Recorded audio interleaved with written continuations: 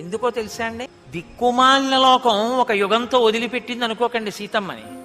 ఇంత పరీక్ష రామచంద్రమూర్తి ఎక్కడంటారో రేపొద్దున్న నా భార్యనని అలంకారాలు చేసి తీసుకురండి అన్నారు.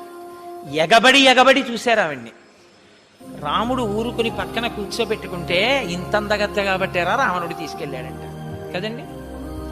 ఈ మాట అంటారని ఇన్ని నెలల తర్వాత భార్యని చూసినా ఆయనకి తెలుసున్నా ఆవిడ ఎటువంటిదో, లేచి కభాలన చేతులు పట్టుకుని ఆవిడ కళ్ళు తుడవాలనున్నా, ఇవాళ నేనొక్క 5 నిమిషాలు తొందరపడితే జీవితాంతం నిన్ను లోకమనే మాటలకి నీ మీద నాకున్న ప్రేమ వలన ముందు నేను ఏడవలసి వస్తుంది సీత.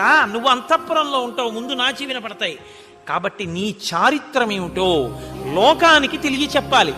అందుకని ఆయన నా కంటికి జబ్బొచ్చింది సీత, నువ్వు దీపశిఖవి అన్నాడు. ఆయనకు